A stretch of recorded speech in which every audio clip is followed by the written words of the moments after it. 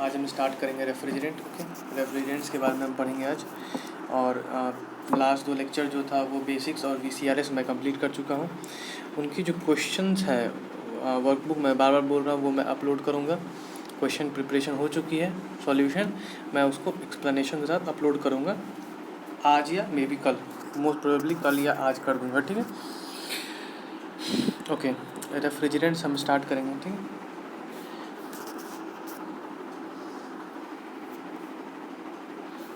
okay. Refrigerants are those substances which are used to absorb heat from the storage space in order to produce refrigeration और cooling. Cooling हम बता चुके हैं, storage space से heat लेता है। कौन लेता है? रेफ्रिजरेंट लेता है। ठीक है, तो वही सिंपल से बात है। रेफ्रिजरेंट एक सब्सटेंस है जो एब्जॉर्ब करता है हीट। क्या करता है? एब्जॉर्ब करता है heat from the storage space in order to produce refrigeration और कूलिंग इफेक्ट। नेक्स्ट हम आगे चलते हैं। क्या बोला? रेफ्रिजरेशन आर कैरेक्टराइज 2 टाइप के रेफ्रिजरेंट होते हैं। ठीक है, बेसिकली 2 टाइप के होता है। एक होता है प्राइमरी रेफ्रिजरेंट और एक होता है सेकेंडरी रेफ्रिजरेंट्स। ठीक है, प्राइमरी रेफ्रिजरेंट्स कौन कौन से होते देखिए। Primary refrigerants are those refrigerant which are directly absorb heat from the storage space, जो डायरेक्टली हीट एब्जॉर्ब करते हैं स्टोरेज स्पेस से। अंडरगो साइकिल में जाते हैं। VCRS के अंदर जो रेफ्रिजरेंट जा रहा था वो क्या कर रहा है? डायरेक्ट एब्जॉर्ब कर रहा है। क्या कर रहा है? Heat from the storage space. VCRS में हम लोग जो कॉइल हम बताए थे, उस कॉइल के अंदर जो रेफ्रिजरेंट है वो क्या है? प्राइमरी रेफ्रिजरेंट है। There is a latent heat transfer in these refrigerant. बहुत इंपॉर्टेंट पॉइंट है कि there is latent heat transfer in these refrigerants. इन रेफ्रिजरेंट्स में लैटेंट हीट ट्रांसफ़र होता है, मतलब फेज चेंज हो जाता है। इसका मतलब जैसे इवोपरेटर से हम हीट लेगा मेरा रेफ्रिजरेंट, तो वहाँ पे क्या हो रहा है? फेज चेंज हुआ था, जैसे VCRS में बताए थे। एग्जाम्पल कौन कौन से? अमोनिया है, R11 है, R12 है, R134 है। R11, R12, 134 है, सबका हम मतलब बताएंगे। अभी फ़िलहाल आप देखिए। ठीक है, तो प्राइमरी रेफ्रिजरेंट में सबसे इम्पोर्टेंट क्या क्या पॉइंट है, चलिए वो देखते हैं। इम्पोर्टेंट पॉइंट क्या क्या है उसको मार्क करते हैं। प्राइमरी रेफ्रिजरेंट में क्या होता है? Direct absorb heat from the storage space, ये इंपॉर्टेंट लाइन है। सेकेंड इंपॉर्टेंट लाइन कौन सा है? कि there is latent heat transfer in these refrigerants. 2 important point. ठीक है, डायरेक्ट हीट लेता है और सेकंड क्या आता है यहाँ पे? हीट ट्रांसफ़र जो होता है वो लैटेंट हीट ट्रांसफ़र होता है, सेंसिबल नहीं। ठीक है, चलिए अब आगे चलते हैं। नेक्स्ट क्या है? आगे चल secondary refrigerant are those refrigerant which first cool by the primary refrigerants. Are those refrigerant which are first cool by the primary refrigerant. Cool करता है जब वो सेकेंडरी रेफ्रिजरेंट यहाँ सेकेंडरी रेफ्रिजरेंट जो होते हैं वो ठंडा होता है। कौन ठंडा करता है उनको? Primary refrigerant. सेकेंडरी रेफ्रिजरेंट को ठंडा करता है प्राइमरी रेफ्रिजरेंट, और जैसे ही मेरा सेकेंडरी रेफ्रिजरेंट ठंडा जाता है वो हीट ले लेता है स्टोरेज स्पेस से। तो यही लिखा है, are those refrigerant in which first cool by the primary refrigerant and then they absorb heat from the storage space. There is sensible heat transfer in the refrigerant. Refrigerant के अंदर sensible heat transfer होता है Bryan. जैसे example Bryan मतलब Bryan, salty water को Bryan कहा जाता है। अब देखिए इम्पॉर्टेंट क्या है? इम्पॉर्टेंट ये चीज़ है, ये है कि ये वाला जो हम क्वेश्चन सॉल्व किए थे पिछले बार VCRS का एक क्वेश्चन सॉल्व किए थे, वहाँ ब्राइन यूज़ किए थे जहाँ पे हम आइस प्रोड्यूस कर रहे थे। तो वहाँ पे क्या हो गया बताइए? हम जो मेरा जो प्राइमरी रेफ्रिजरेंट था वो क्या कर रहा था? ब्राइन को ठंडा कर रहा था, और ब्राइन जो था वो हीट ले रहा था वाटर से, जिसको हमको आइस में कन्वर्ट करना था। ठीक है, तो वो एक एग्जांपल था इसका। ठीक, अब डेजिग्नेशन ऑफ रेफ्रिजरेंट का डेजिग्नेशन कैसे करते हैं, कैसे उसको लिखते हैं रेफ्रिजरेंट को टेक्निकल टर्म में। देखिए, if the refrigerant are saturated hydrocarbon, saturated hydrocarbon है। ठीक है, सैचुरेटेड हाइड्रोकार्बन है, मीन्स डबल बॉन्ड नहीं है, ट्रिपल बॉन्ड नहीं है। If the chemical formula of the represent is CmHnFpClQ then such refrigerant are designated as. तो उनको डेजिग्नेट कैसे करोगे बताओ?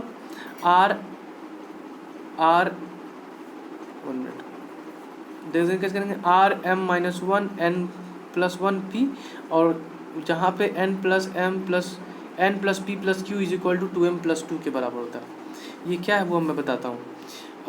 अगर मेरा जो प्राइमरी रेफ्रिजरेंट है, इफ़ रेफ्रिजरेंट मेरा सैचुरेटेड हाइड्रोकार्बन होगा, ठीक है, जिसका केमिकल फार्मूला इस तरीके का होगा CmHnFpClQ।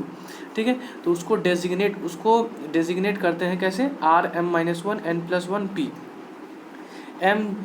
और यहाँ पे याद रखना m जो है वो क्या है, m is the number of carbon, n is the number of hydrogen, p is the number of fluorine and c is the number and q is the number of chlorine. ठीक है। तो यहाँ से एक रिलेशन है Rm-1n+p, और उसके बाद ये एक रिलेशन है जो अननोन हमको फाइंड आउट कर सकते हैं। जो किसी एक चीज़ हमको नोन होगा, कोई एक अननोन होगा जो हम इस इक्वेशन से फाइंड आउट कर लेंगे। एग्जांपल देखेंगे तो समझ में आएगा, आगे देखते हैं। चलिए एग्जांपल, ये देखिए सैचुरेटेड है, इस फॉर्मूला पे है, ठीक है। CnH2n+2 पे है CH2FCl, ठीक है। कार्बन एक है और 2n, ठीक है। तो इसको हम इस फॉर्मूला सैचुरेटेड फॉर्म में है, यहाँ पे कोई डबल बॉन्ड या ये नहीं होगा, हमको पता है। तो कंपेयर करेंगे तो CmHnFpCl3 हो गया से, यहाँ से m का वैल्यू क्या हो गया 1, n का वैल्यू 2, p का वैल्यू 1, q का वैल्यू 1। अब हमको क्या पता है 1 मिनट, हाँ ठीक है, r का वैल्यू 1 है, m का वैल्यू 1, n का वैल्यू पता चल गया इसी से। तो हम डायरेक्ट डेजिग्नेट करेंगे, क्या होता है Rm-1n+1 इंटू बताइए p, तो हो गया R031। मतलब CH2FCl जो रेफ्रिजरेंट है उसका डेजिग्नेशन क्या होगा R31 या R031 कह सकते हो या R31 कह सकते हो, ठीक है। चलो आगे आते हैं। रिवर्स करना, अगर मान लो मेरा दिया हुआ है, हमको इनकेस अगर मेरा दिया हुआ है, ये नाम दिया हुआ है और पूछा केमिकल फार्मूला क्या है, इसको कंपेयर करेंगे।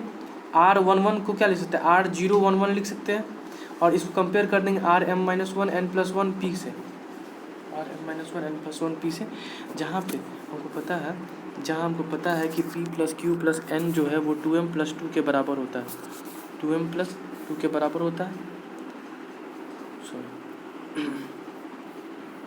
तो यहाँ से हम m-1 = 0, m = 1 हो जाएगा, n+1 = 1, n = 0 हो गया, और p = 1, ठीक। तो हम इसको तीनों को सॉल्व किए क्या हो गया बताइए, p+q+n = 2m+2 में पुट किए, तो यहाँ से q का वैल्यू कितना हो गया 3 सॉरी, ठीक। तो इसको q का वैल्यू 3, तो यहाँ पे इसको हम डाल दिए, सॉरी,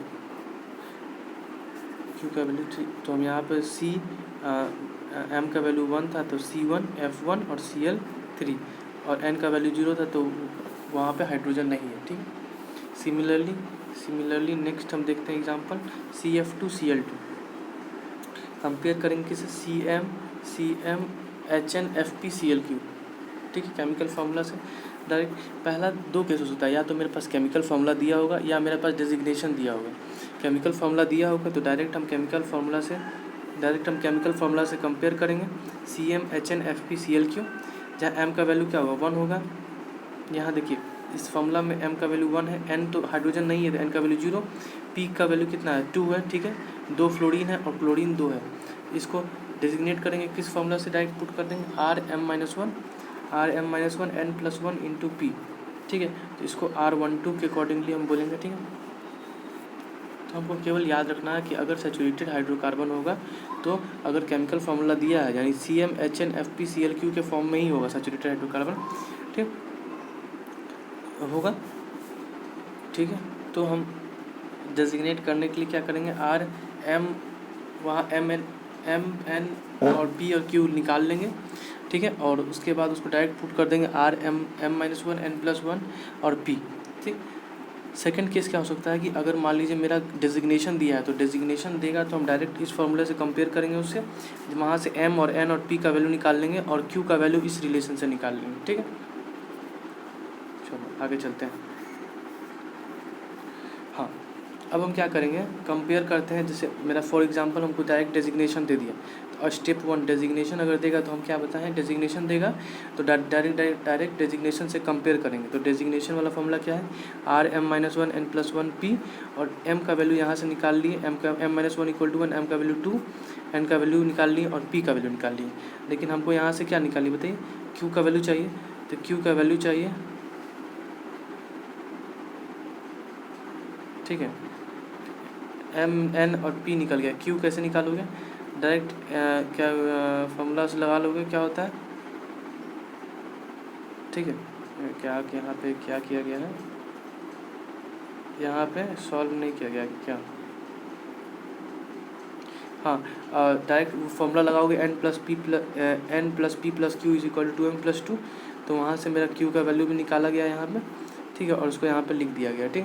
तो CH2F4 के बराबर होगा, ठीक। यहाँ दिखाया नहीं गया इसलिए। ओके, नेक्स्ट मेरा क्या होगा बताइए। R22 लिखा हुआ, R22, तो उसको लिख सकते हैं 022, फिर यहाँ से m-1 n+1 p लिख दिए, ठीक। m का वैल्यू निकल गया है, n का वैल्यू निकल गया, और क्या हो गया, p का वैल्यू निकल गया। लेकिन q का वैल्यू तो हमको नहीं पता है, तो q का वैल्यू निकाल देंगे। कैसे बताओ, ये फॉर्मूला हमको पता था, ये हमको फॉर्मूला पता था, यहाँ से फॉर्मूला क्या है मेरे पास, फॉर्मूला था मेरे पास n plus p plus q, वो होता है 2m, ठीक है, प्लस 2, ठीक है। तो यहाँ से मेरा m का वैल्यू 1 है, तो ये वाला वैल्यू 4 हो जाएगा इस साइड का, तो इस साइड का 4 इज इक्वल टू n का वैल्यू है मेरे पास 1, ठीक है, प्लस p का वैल्यू कितना है मेरे पास 2 है ना, प्लस q। तो यहाँ से मेरा q का वैल्यू कितना होगा 1, तो q का वैल्यू यानी क्लोरीन का वैल्यू क्या है 1 है, ठीक है, कोई दिक्कत नहीं होना चाहिए। चलिए,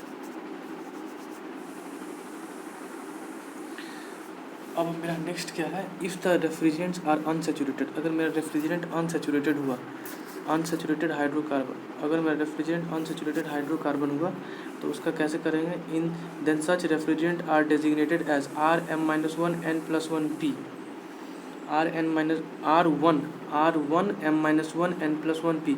हमेशा देखिएगा यहाँ पे 1 आगे में होगा ही, ठीक है, ठीक है, सब यहाँ देखिए 1 एक आगे में होगा, देखिए यहाँ 1 एक आगे में होगा, उसके बाद जो भी चीज़ है वो वैसा ही होगा, RM-1 n+1 और p, ठीक है।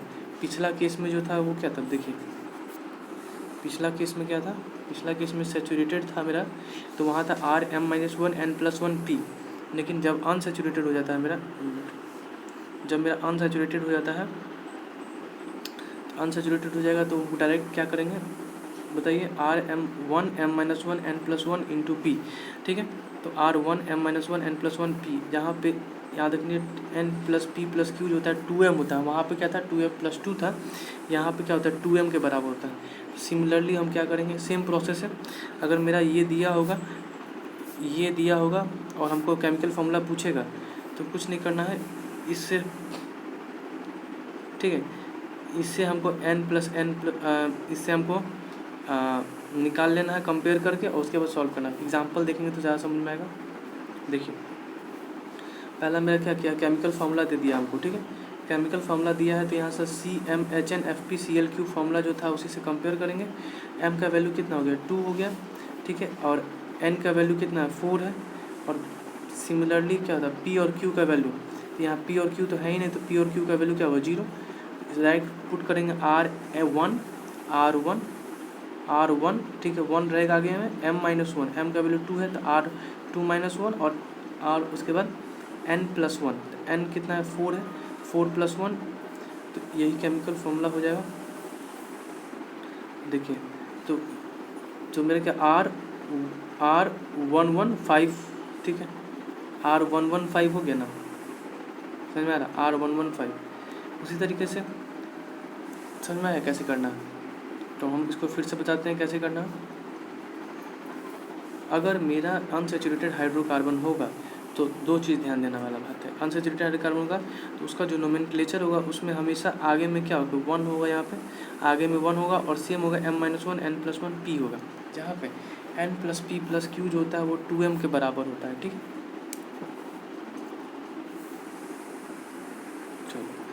अगर हम बात करेंगे if refrigerant are inorganic compound होगा then such refrigerants are designated as, अगर मेरा रेफ्रिजरेंट इनऑर्गेनिक कंपाउंड होता है, ठीक है, इनऑर्गेनिक कंपाउंड है तो 700 प्लस मॉलिक्यूलर वेट होता है, वही उसका डेजिग्नेशन हो जाता है। फॉर एग्जांपल वाटर का 718 हो जाएगा, CO2 का 744 हो जाएगा, SO2 का 764, अमोनिया 717, एयर का 729। तो मॉलिकुलर वेट ऑफ एयर जो हम एज्यूम कर रहे हैं 29, तो 700 में हम क्या कर देंगे, ऐड कर देंगे इसको, तो मेरा क्या होगा 729। उसी तरीके अकॉर्डिंगली जैसे जो होगा सबको सॉल्व करेंगे, ठीक। वाटर को भी इसी तरीके से सॉल्व करेंगे, ठीक। अब एजियोट्रॉप्स क्या होता है? Azeotropes are the mixture of the refrigerant, ठीक है। एजियोट्रॉप्स क्या होता है? एजियोट्रॉप्स होता है mixture of the refrigerant but behave like pure substance, मतलब एंड डेजिग्नेटेड एज। एजियोट्रॉप जो होता है वो दो डिफरेंट रेफ्रिजरेंट का मिक्सचर होता है, लेकिन वो प्योर सब्सटेंस की तरह एक्ट करता है, सेम केमिकल कॉम्पोजिशन, ठीक है।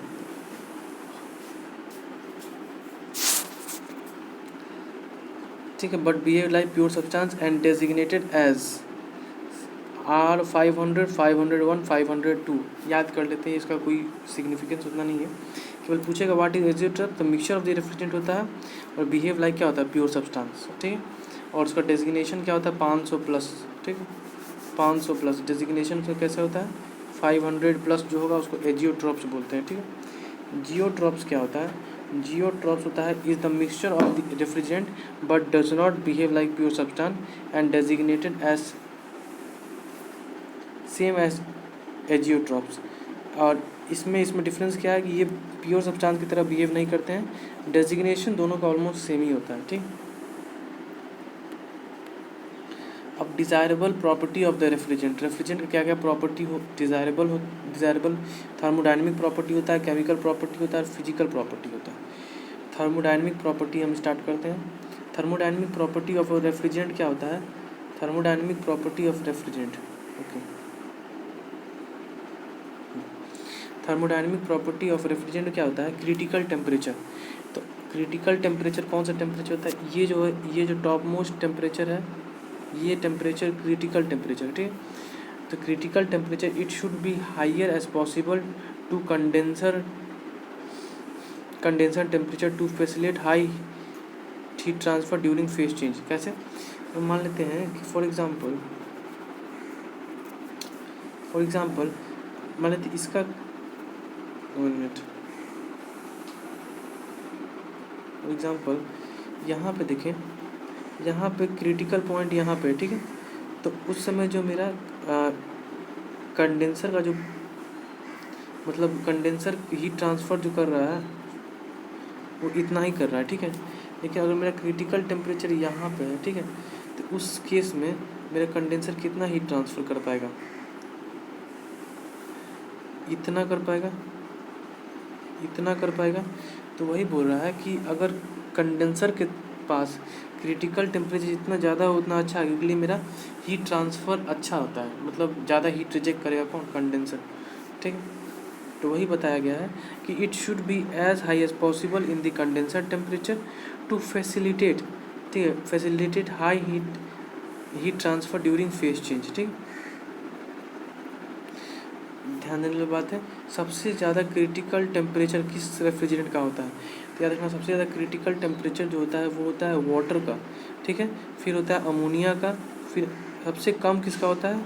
CO2 का, ठीक है। तो याद रखना क्रिटिकल टेम्परेचर सबसे कम किसका होता है? CO2 का होता है, और सबसे ज़्यादा किसका होता है? तो वाटर का होता है, ठीक है। उसके बाद अमोनिया का होता है।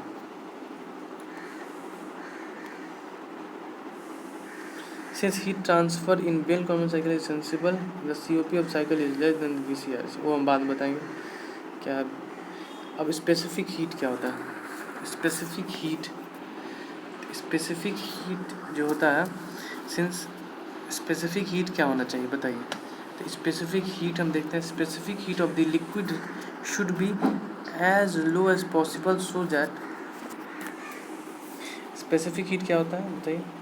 1 मिनट। हाँ, specific heat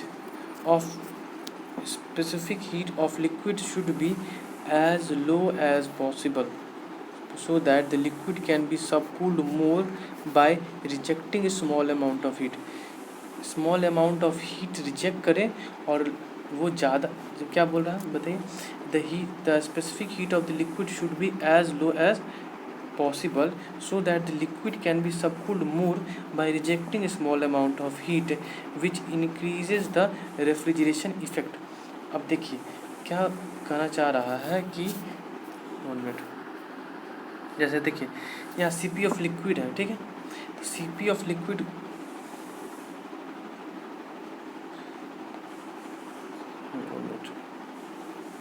हाँ, अब CP ऑफ लिक्विड जो है, CP ऑफ लिक्विड बोल रहा है कि जितना कम होगा, अगर मान लेते हैं हीट ट्रांसफ़र मेरा क्या हो रहा है, मान लीजिए कांस्टेंट हम मान लेते हैं कुछ देर के लिए, तो अगर मेरा CP ऑफ लिक्विड मेरा जितना कम होगा उतना ज़्यादा होना पड़ेगा किसको, टेम्परेचर ड्रॉप को। तो टेम्परेचर ड्रॉप जितना ज़्यादा होगा उतना सब कूलिंग होगा, ठीक है, उतना सब कूलिंग होगा। ओके, सब कूलिंग उतना ही होगा, सब कूलिंग जितना ज़्यादा होगा उससे फ़ायदा क्या है मेरा कि मेरा ये नीचे आएगा, उसके कारण मेरा रेफ्रिजरेशन इफ़ेक्ट जो होगा वो मेरा बढ़ जाएगा। इसीलिए CP जो होगा लिक्विड का, लिक्विड साइड में जितना कम हो उतना अच्छा है। तो वही चीज़ यहाँ पर लिखा गया है कि the specific heat of the liquid should be as low as possible so that the liquid can be subcooled more by rejecting small heat which increases the refrigeration effect, है ना। नेक्स्ट क्या बोलता है, the specific heat for the vapor should be as high as possible so that we can get more refrigeration effect as compared to increase in work input। कहना क्या चाह रहा है कि देखिए एक चीज़ देखिए, अगर बोल रहा है कि CP ऑफ लिक, अब यहाँ देखते हैं इस एक्सप्रेशन पे ध्यान देते हैं।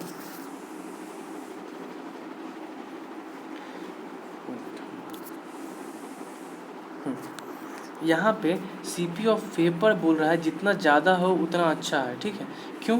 क्योंकि देखिए यहाँ पे ये जो एक्सप्रेशन है इसमें अगर ये जितना ज़्यादा होगा, है ना, जितना ज़्यादा होगा, ठीक है, उस ये जो डेल्टा T उतना क्या होगा, कम होगा। अगर हमको हीट ट्रांसफ़र जितना हमको लेना है उसके अकॉर्डिंगली, तो इससे फ़ायदा क्या है कि मेरा डेल्टा T इतना कम जितना होगा उतना अच्छा है, मतलब उतना वर्क इनपुट कम होगा। कैसे? हम आपको बताए थे कि जो मेरा यहाँ पे सुपर हीटिंग होगा तो ये टेम्परेचर यहाँ पे आया, फिर और सुपर हीटिंग करेंगे तो इनलेट टेम्परेचर टू कंप्रेसर क्या हो रहा है, बढ़ रहा है। इनलेट टेम्परेचर टू कंप्रेसर अगर बढ़ेगा तो work input to the compressor क्या हो जाएगा, बढ़ जाएगा, जो हमको डिज़ायरेबल नहीं है। तो वही हम बोलना चाह रहे हैं कि CP ऑफ वेपर जितना ज़्यादा है उतना अच्छा है। CP ऑफ वेपर ज़्यादा होगा तो टेम्परेचर जो हीट ट्रांसफ़र के लिए टेम्परेचर जो चेंज होगा वो क्या होगा, कम होगा, तो उतना अच्छा होगा मेरे लिए। तो सिंपल से याद रखें आप कि CP ऑफ लिक्विड L मतलब लो कर रहना चाहिए। क्यों लो रहना चाहिए? जितना लो रहेगा उतना डेल्टा T ज़्यादा होगा, उतना रेफ्रिजरेशन इफेक्ट अच्छा हो, रेफ्रिजरेशन इफेक्ट बढ़ेगा। और सुपर हीटिंग में मेरा जो होगा CP ऑफ वेपर क्या होना चाहिए, ज़्यादा होगा तो डेल्टा T कम होगा, तो इनलेट टेम्परेचर टू कंप्रेसर जो होगा वो क्या होगा, कम होगा, तो वर्क इनपुट मेरा कम होगा, तो COP मेरा क्या होगा, बढ़ जाएगा। ऐसे याद रखेंगे, याद क्या समझ जाएंगे। नेक्स्ट जो मेरा प्रॉपर्टी है उसको बोलते हैं थर्मल कंडक्टिविटी। तो थर्मल कंडक्टिविटी क्या होता है, it should be as high as possible because thermal conductivity should be as high as possible because it will reduce the size of the evaporator and condenser। क्योंकि Q thermal K बढ़ेगा तो ठीक है, K बढ़ेगा तो क्या होगा, area reduce हो जाएगा, ठीक है। एक पर्टिकुलर हीट ट्रांसफ़र के लिए अगर मेरा K का वैल्यू बढ़ेगा तो मेरा एरिया क्या हो जाएगा, घट जाएगा, ठीक है। तो एरिया घट जाएगा तो मेरा क्या होगा, साइज़ मेरा कम हो जाएगा। Latent heat of vaporisation, latent heat of vaporisation के बारे में क्या बोला है, क्या पढ़ते हैं, क्या बोलता है, the refrigerant should have more and more latent heat of vaporisation because for a fixed capacity system it will reduce the mass flow rate of the refrigerant which will reduce the size of the plant. जैसे क्या बोल रहा है, it should have high heat of vaporisation means देखिए refrigeration effect इस m into क्या होता है, दिस होता है। अगर मेरा हाई हीट ऑफ वेपोराइजेशन होगा तो ये वाला वैल्यू क्या होगा, ज़्यादा होगा। तो अगर फिक्स कैपेसिटी सिस्टम है, मान लेते हैं 10 टन्स ऑफ रेफ्रिजरेंट है, मतलब 10 TR का सिस्टम है, ठीक है। तो उसके लिए मास फ्लो रेट मेरा क्या हो जाएगा, कम हो जाएगा। तो मास फ्लो रेट कम होगा तो साइज़ ऑफ द प्लांट क्या हो जाएगा, मेरा साइज़ ऑफ द प्लांट जो होगा वो मेरा क्या हो जाएगा, घट जाएगा। तो लॉसेज मेरा क्या हो जाएगा, घट जाएगा। उतना अच्छा चलिए, तो हम बात करेंगे सबसे ज़्यादा लैटेंट हीट ट्रांसफ़र किसका होता है, लैटेंट हीट ऑफ वेपराइजेशन किसका है बताइए। वाटर का सबसे ज़्यादा है, फिर अमोनिया है, फिर R12 है और R134 लास्ट में है। अभी तक देखिए वाटर हम चाहते हैं कि मेरा जो रेफ्रिजरेंट हो वो वाटर हो, अभी तक जो प्रॉपर्टीज़ हो उसके अकॉर्डिंगली मेरा वाटर अभी बेस्ट रेफ्रिजरेंट है और अमोनिया सेकंड बेस्ट है। आगे देखते हैं R12 और R134 जो है वो अभी उतना डिज़ायरेबल नहीं है, लेकिन आगे और प्रॉपर्टी नोटिस करेंगे, उसके अकॉर्डिंगली हम बताएंगे क्या होना चाहिए। अब हम बात करते हैं evaporator pressure and condenser pressure. कहना क्या चाहता है कि जो condenser pressure should be low, condenser pressure low होना चाहिए। अगर मान लीजिए कंडेंसर प्रेशर हम ज़्यादा कर देंगे तो मेरा क्या घाटा है कि कंडेंसर प्रेशर ज़्यादा करेंगे तो मेरा वर्क इनपुट जो होता है मेरा क्या होता है बताइए, वर्क इनपुट जो होता है मेरा वो बढ़ जाता है। सेकंड क्या लॉसेज हो जाएगा, ज़्यादा हम कंडेंसर प्रेशर बढ़ा देंगे तो मेरा क्रिटिकल जैसे क्रिटिकल टेम्परेचर के आसपास आएगा तो मेरा लैटेंट जो मेरा हीट ट्रांसफ़र जो है कंडेंसर से वो भी घट जाएगा, ठीक है। समझ में आ रहा है हम क्या बोलना चाह रहे हैं कि मान लीजिए ये मेरा अगर कंडेंसर है, अगर जितना ये करीब जाएगा जितना, तो यहाँ पे देखिए इस केस में मेरा जो है लैटेंट हीट ट्रांसफ़र घट गया, अभी ज़्यादा है और घट गया और घट गया। तो जितना कंडेंसर प्रेशर हम बढ़ाएंगे मेरा ये हीट ट्रांसफ़र जो हो रहा है वो घट रहा है, ठीक है। तो वो हम नहीं चाहेंगे। और अगर हम मान लेते कंडेंसर प्रेशर ऊपर बढ़ा रहे थे, ये मान लेते कुछ देर के लिए कि ये मेरा जो है ये मेरा इवोपरेटर प्रेशर है, प्रेशर ऑफ इवोपरेटर। जैसे जैसे ऊपर बढ़ाएंगे तो मेरा इनपुट जो है वर्क इनपुट जो है कंप्रेसर के अंदर वो भी तो बढ़ ही रहा है ना, ठीक है। चलिए अब बोल रहा था evaporator pressure should be slightly above the atmospheric pressure. हाँ, इंपॉर्टेंट पॉइंट है कि इवोपरेटर का प्रेशर जो होना चाहिए वो एबव होना चाहिए atmospheric pressure to avoid leakage of the atmospheric air into the system. Atmospheric air का लीकेज ना हो सिस्टम के अंदर, इसीलिए इवोपरेटर का प्रेशर जो होगा वो एटमॉस्फेरिक प्रेशर से थोड़ा सा बताइए ज़्यादा रखेंगे, ठीक है। विच में freeze out at lower temperature and choke the system. जो भी वाटर मॉलिक्यूल जो भी आएगा, वाटर आएगा, जो भी मॉइस्चर आएगा वो क्या हो सकता है ठंडा होने पे बर्फ़ बन जाएगा तो चोकिंग हो सकता है, ठीक है। प्रेशर रेशियो जो होता है डायरेक्टली प्रोपोर्शनल टू क्या होता है वर्क इनपुट। प्रेशर रेशियो जो होता है वर्क इनपुट के डायरेक्टली प्रोपोर्शनल होता है, इसलिए प्रेशर रेशियो जनरली जो होना चाहिए रेंज 5 से 8 के बीच में होना चाहिए, ठीक है। तो प्रेशर रेशियो जनरली 5 से 8 के बीच में रखिए, ना ज़्यादा ना कम, ठीक है। Freezing temperature should be as low as possible, ठीक है, should be as low as possible to avoid, ठीक है। तो फ्रीजिंग जो होना चाहिए किसका, रेफ्रिजरेंट का फ्रीजिंग टेम्परेचर बहुत कम होना चाहिए, जितना कम उतना अच्छा है कि चोक ना हो सिस्टम, फ्रीज ना हो जाए रेफ्रिजरेंट, ठीक है, ठीक। यहीं पे मार खा जाता है मेरा वाटर जो होता है वो फ्रीज कर जाएगा, उसका फ्रीजिंग टेम्परेचर बहुत कम नहीं है, ठीक है। Specific volume of the refrigerant at the inlet to the compressor, ठीक है। Specific volume of the refrigerant at the entry to the compressor. Specific volume जो होता है वर्क इनपुट है ना, वर्क इनपुट जो होता है वो डायरेक्टली प्रोपोर्शनल टू क्या होता है specific volume, directly proportional to VDP होता है ना, directly proportional to specific volume.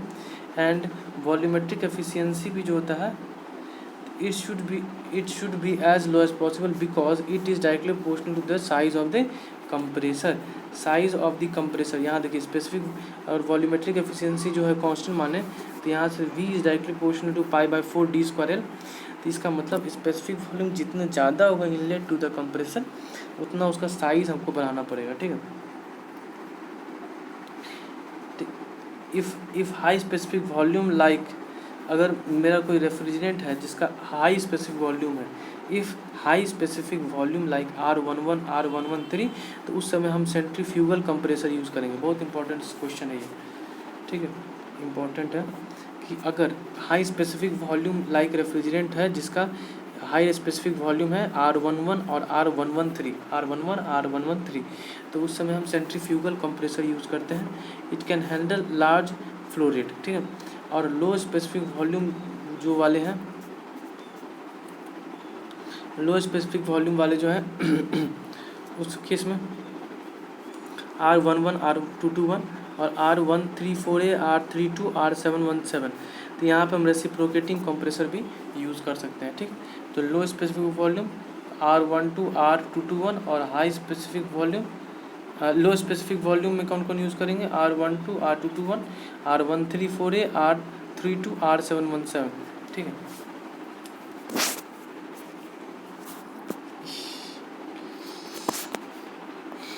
Compressor discharge temperature, compressor discharge temperature क्या बोलना चाह रहा है, the rise in the compressor discharge temperature will result in the heating of the cylinder, ठीक है।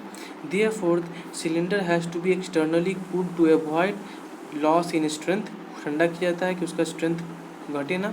Therefore ammonia plant the compressor has to be water cooled, ammonia plant में compressor को water cooled किया जाता है।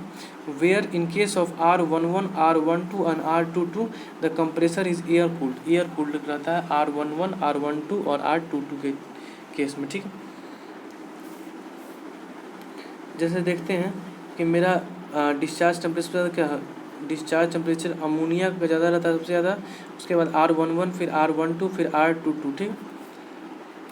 ध्यान देने की बात है, यहाँ पे हम एक चीज़ बताए थे आपको कि काफ़ी चीज़ आपको याद करना पड़ेगा, ठीक है। हाई स्पेसिफिक वॉल्यूम होगा तो वहाँ क्या यूज़ करेंगे, सेंट्रीफ्यूगल कंप्रेशन R11 R113, ठीक है। और लो स्पेसिफिक वॉल्यूम होगा inlet to the compressor, low specific volume inlet, ठीक है, इनलेट टू द कंप्रेसर, तो क्या यूज़ करेंगे R12 R221 R134A R32 और R717। अब हम बात करते हैं आगे, coefficient of performance, it should be as high as possible. All the common refrigerant plant have same COP even though the latent heat of ammonia, बहुत important है, is very high but due to high value of gamma the work input is also more. देखिए latent heat जो था ammonia का, हम बताए थे किसके बाद था, पानी के बाद था, उसका लैटेंट हीट अच्छा ज़्यादा है, लेकिन even though but due to high value of gamma, gamma का वैल्यू ज़्यादा है उसका, the work input is also more, तो वर्क इनपुट भी ज़्यादा होता है। Therefore COP falls in the same range of the common refrigerant, इसी कारण COP जो होता है कॉमन रेफ्रिजरेंट के रेंज में आ जाता है, ठीक है। तो सबसे इम्पोर्टेंट जो लाइन हमको ध्यान देनी है वो है कि गामा का वैल्यू ज़्यादा है, इसी कारण वर्क इनपुट ज़्यादा है, इसीलिए कॉमन रेफ्रिजरेंट के रेंज में आ जाता है, ठीक है। गामा अमोनिया कितना होता है 131, ठीक है। केमिकल प्रॉपर्टीज़ देखते हैं, टॉक्सिसिटी ऑब्वियस बातें नहीं होना चाहिए, should be non toxic in nature. Ammonia जो होता है वो टॉक्सिक होता है, इसीलिए डोमेस्टिक पर्पस में इसको यूज़ नहीं करते। Ammonia is toxic in nature, ठीक है, hence not used for the domestic property या पर्पस, जो भी बोले। इन्फ्लेमेबल नहीं होना चाहिए, it should be non inflammable, लेकिन अमोनिया जो है मेरा एक्सप्लोसिव इन नेचर होता है, इसीलिए इसको डोमेस्टिक पर्पस में नहीं यूज़ किया जाएगा। फिर से ammonia is flammable as well as explosive in nature, इसलिए डोमेस्टिक पर्पस में नहीं यूज़ किया जाता है। एक्शन विथ लुब्रिकेशन ऑयल, अच्छा लुब्रिकेशन ऑयल के साथ एक क्या होना चाहिए, ठीक है। तो देखिए यहाँ कुछ इम्पॉर्टेंट पॉइंट है, क्या बोलना चाह रहा है कि from compressor some amount of oil is carried out by the refrigerant, compressor से सम अमाउंट ऑफ ऑयल जो होता है वो ले जाता है रेफ्रिजरेंट टू कंडेंसर, कंडेंसर ले जाता है, condenser and finally to the evaporator. Condenser से होते हुए कहाँ चल जाता है? इवापोरेटर में। In the evaporator the refrigerant evaporates, refrigerant heat लेके क्या होता है? इवापोरेट हो जाता है।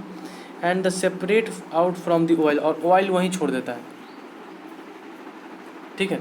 And separate from oil, due to this there is continuous buildup of the oil in the evaporator. उससे क्या होता है कि मेरा इवापोरेटर के अंदर ऑयल इकट्ठा होते जाता है, ठीक है। Which will reduce the heat transfer rate. तो हीट ट्रांसफ़र रेट मेरा जो होता है वो घटा देता है, ठीक है। क्या होगा, कहने क्या मतलब है कि मेरा जो क्या बोलते हैं, मेरा जो कंप्रेसर है, कंप्रेसर से ऑयल लेगा, कंडेंसर से होते हुए क्या हुआ, आया इवोपरेटर में। इवोपरेटर में क्या हुआ, हीट लिया स्टोरेज स्पेस से रेफ्रिजरेंट, और अपना फेज चेंज कर लिया। लेकिन ऑयल का चेंज नहीं हो पाया फेज, तो वो क्या वहीं पे इकट्ठा हो गया। फिर दोबारा वैसे ही हुआ, फिर दोबारा ऐसे ही हुआ। तो धीरे धीरे क्या हुआ कि मेरा जो है क्या बोलते हैं, इवोपरेटर के अंदर तेल इकट्ठा होने लगा, तो उससे मेरा हीट ट्रांसफ़र रेट जो होता है इवोपरेटर का मेरा घट गया, ठीक है। And also causes D lubrication of the compressor, जहाँ और मेरा कंप्रेसर भी क्या हो रहा है, डी लुब्रिकेट हो रहा है, ठीक है।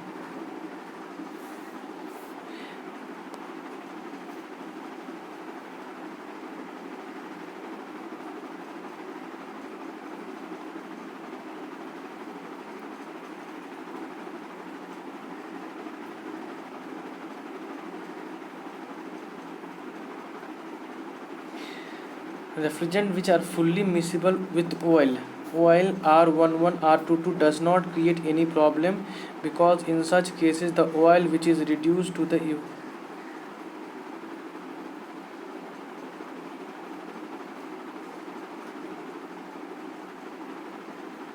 पता नहीं भाई साहब, this point is not clear. Okay, आगे हम पढ़ते हैं, उसको हम बाद में क्लियर करेंगे, ठीक है। Refrigerant like ammonia and CO2 which is not, एक चीज़ याद रखेंगे कि वो फुल्ली मिसिबल वाला मेरा प्रॉब्लम नहीं करता है। Refrigerant like ammonia and CO2 which is not miscible, ठीक है, does not offer any problem, because in such cases oil separator can be install at the exit of the compressor. Important point यहाँ पे है, कहाँ पे install करते हैं, can be install at the exit of the compressor which can separate the oil from the refrigerant and bought back to the compressor.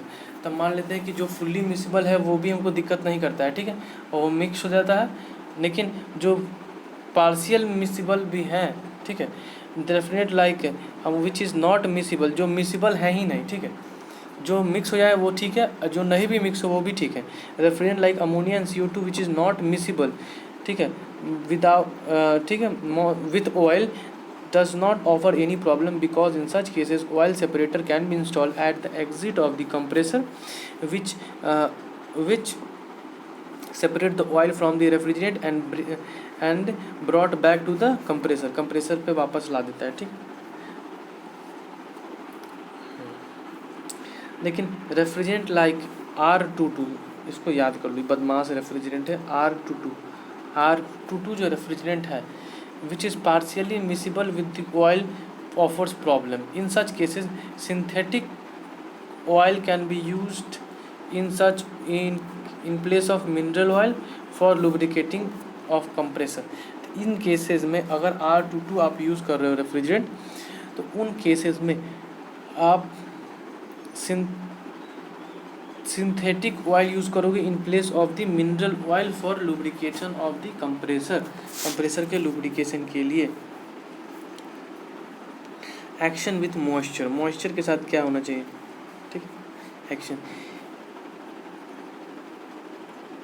If the refrigerant system operate below 0 degree Celsius it will, and if the water is present in the system it will result in the freezing of the water at the exit of the exit valve, at the exit of the expansion valve के बाहर क्या होता है मेरा क्या होता है, freezing हो जाता है, बर्फ़ बनना शुरू हो जाएगा अगर मेरा पानी रहेगा। If the moisture quantity is more it may choke the valve, this phenomena is called as the moisture choking. इसी कारण क्या होता है, इस फेनोमेना को क्या बोलते हैं, मॉइस्चर चोकिंग बोलते हैं। मॉइस्चर के कारण जो होता है वो सिस्टम चोक हो जाता है, ठीक है। तो क्या बोलना चाह रहा है, इंपॉर्टेंट पॉइंट क्या है यहाँ पे, इंपॉर्टेंट पॉइंट क्या क्या याद समझना है हमको, समझना ये है इंपॉर्टेंट पॉइंट कि कि water present in the system will result in the freezing of the water at the exit of the expansion valve. Exit of the expansion valve पे फ्रीजिंग होगा, ठीक है। यहाँ पे टेम्परेचर कम होता है, इसी कारण यहाँ पे फ्रीजिंग का चांसेस बहुत ज़्यादा है। If moisture quantity is more in it may choke the valve of the phenomenon called the moisture choking. इसी को क्या बोला था, मॉइस्चर चोकिंग बोलते हैं, ठीक है। Action of material of construction, ammonia attracts, ammonia जो है अट्रैक्ट करता है रॉट आयरन को, ठीक है। Ammonia attack wrought iron, wrought iron नहीं यूज़ करेंगे अगर sorry ammonia attack copper, copper पे अटैक करता है। अमोनिया जो है कॉपर पे अटैक करता है। रॉट आयरन या स्टेनलेस स्टील यूज़ करेंगे मटेरियल ऑफ कंस्ट्रक्शन, अगर मेरा अमोनिया रेफ्रिजरेंट है तो NC याद करेंगे, NC। अमोनिया जो है कॉपर के साथ अटैक करता है, इसीलिए हमको रॉट आयरन या स्टेनलेस स्टील यूज़ करना है मटेरियल ऑफ कंस्ट्रक्शन, ठीक है। वेयर एज फेरॉन्स अटैक एल्यूमिनियम्स, फेरॉन्स जो होते हैं वो मेरा अटैक करता है एल्यूमिनियम के लिए, therefore copper is use as the material of construction, इसलिए कॉपर यूज़ करेंगे मटेरियल।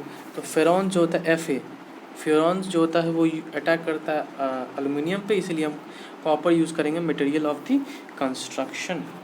फिजिकल प्रॉपर्टी क्या होना चाहिए, सस्ता होना चाहिए, विस्कोसिटी कम होना चाहिए, ठीक है। ओके, लीकेज जो होता है, लीकेज फाइंड आउट करने के लिए 2-4 टेस्ट हैं, उसको हम समझते हैं। लीकेज के लिए 2-4 टेस्ट है। जैसे अगर मेरा रेफ्रिजरेंट लीक जो हो रहा है, अगर मान लो अमोनिया लीक हो रहा है, तो उसका जो स्मेल है वो पंजेंट होता है, पंजेंट स्मेल है, ठीक है। मेथड जो यूज़ करते हैं फाइंड आउट करने की, उसको बोलते हैं sulphur stick method. Sulphur stick method किसके लिए यूज़ करते हैं, अमोनिया, NS याद कीजिए, NSN, ठीक है, NS याद कीजिए। तो अगर मेरा रेफ्रिजरेंट अमोनिया है तो पंजेंट स्मेल आएगा। फाइंड आउट करने के लिए हम सल्फर स्टिक मेथड यूज़ करते हैं।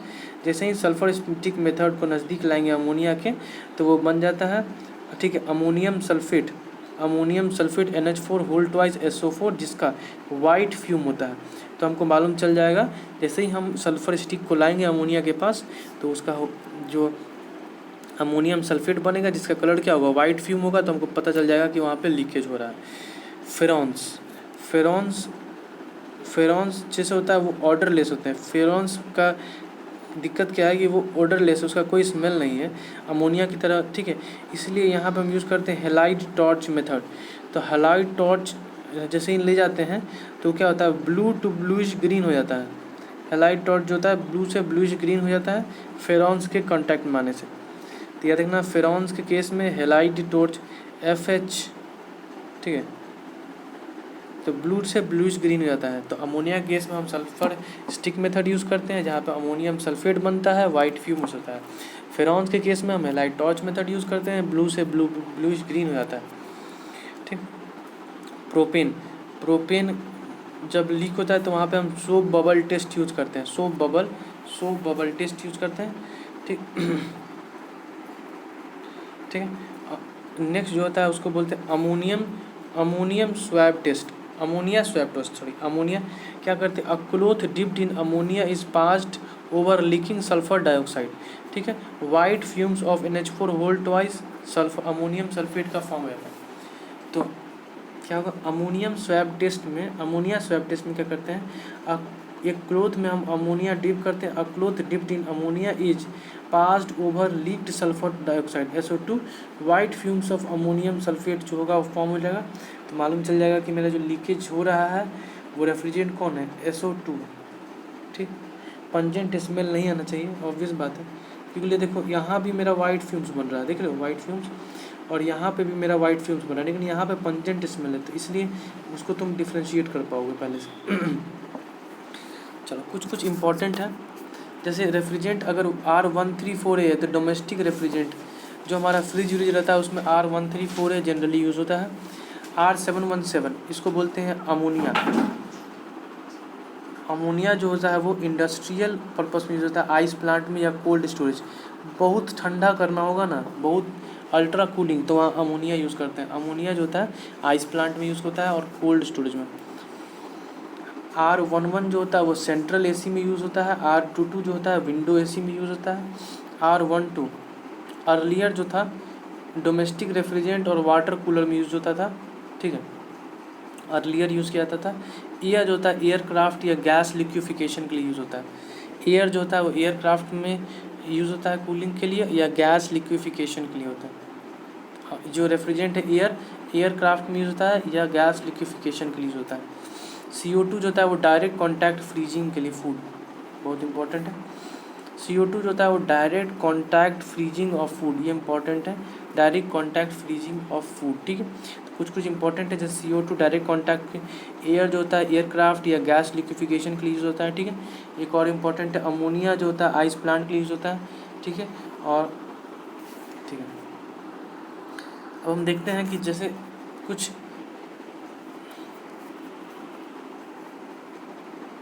हाँ, अब हम देखते हैं कि कुछ रेफ्रिजरेटर जैसे ठीक है, रेफ्रिजरेंट है जैसे R11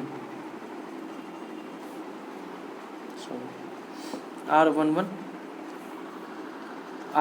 है। तो हम R11 को कैसे लिख सकते हैं, R11 है, इसको लिख सकते हैं R011, ठीक है। तो ये किसके बराबर बताइए, R, इसको कंपेरिज करेंगे M-1, M का वैल्यू मेरा क्या हो जाएगा बताइए, M-1, M का वैल्यू 1 हो जाएगा, ठीक है। N+1, तो N का वैल्यू क्या होगा 0, है ना। M+R, M-1, N+1 और P का वैल्यू कितना हो गया बताइए 1 और Q, ठीक है। तो फिर यहाँ से क्या बताइए P+Q+N प्लस, तो 0 + P + Q, तो 1 प्लस क्या होता है P = 2M+2 means 2M+2 which is equal to 4। तो यहाँ से P का वैल्यू कितना आ गया बताइए 3। तो मेरा कौन सा रेफ्रिजरेंट हो गया बताइए, C कार्बन होगा, एक कार्बन होगा, N हाइड्रोजन नहीं है, P का वैल्यू फ्लोरीन 1 है और क्लोरीन जो है मेरा कितना हो गया 3 है, तो CFCl3 हो जाता है, वो मेरा क्या होगा R11। उसी तरीके से CF2Cl2 हो जाता है मेरा R, देखते हैं R, M का वैल्यू 1, N का वैल्यू कितना हो जाएगा बताइए R12 है यहाँ पे, R12 है ना। तो यहाँ P का वैल्यू कितना हो जाएगा बताइए P का वैल्यू 2, तो P का वैल्यू 2, तो यहाँ पे 2 हो जाएगा, तो यहाँ पे ये 2 हो जाएगा, तो P का वैल्यू 2 हो जाएगा, मतलब ये 2 और क्लोरीन कितना है बताइए 2, तो ये वाला सेकंड वाला जो होगा CF2Cl2 हो जाएगा, CFCl3, हाँ ठीक है। तो इसी तरीके से हम इसको डिनोट कर देंगे, ठीक है, कैसे है। तो मेरा जो ये वाला है ये मेरा है CFCl3 है ना, फिर ये मेरा CFCl2, फिर ये होगा CF2Cl2, ये CF3Cl। तो यहाँ देखिए नंबर ऑफ़ क्लोरीन एटम कितना है, नंबर ऑफ़ क्लोरीन एटम इसमें कितना है 1 है, इसमें कितना है 2 है, इसमें कितना है 3 है, इसमें 1 है, इसमें 2 है, इसमें क्या है 3 है, ठीक है, इसमें 3 है। तो यहाँ पे ये सब रेफ्रिजरेंट को हम क्या नहीं यूज़ करते हैं, क्यों नहीं यूज़ करते हैं, क्योंकि लिए जो रेफ्रिजरेंट कंटेनिंग क्लोरीन है, क्लोरीन जिसमें है, जैसे जो क्या करता है ओजोन जो है क्लोरीन के साथ रिएक्ट करके O2+O बना देता है, ठीक है। और ये जो होता है ओजोन डिप्लीशन का कारण बन जाता है, ठीक है। जो स्ट्रेटोस्फीयर में मेरा जो ओजोन होता है, ओजोन एट द स्ट्रेटोस्फीयर, ठीक है, इसी कारण हम उसको नहीं यूज़ करते हैं, ठीक है। उसके जगह क्या यूज़ करते हैं CH2F4 R134 यूज़ करते हैं कॉमनली अब, जिसमें क्लोरीन नहीं होता है। पहले क्लोरीन यूज़ करते थे जिसके कारण मेरा ओजोन डिप्लेशन स्टार्ट हो गया था, लेकिन अब जो हम क्लोरीन वाला यूज़ नहीं करते हैं, ठीक है। तो ये सब रेफ्रिजरेंट हम नहीं यूज़ करेंगे, क्लोरीन वाला ठीक है यूज़ करें, ठीक है।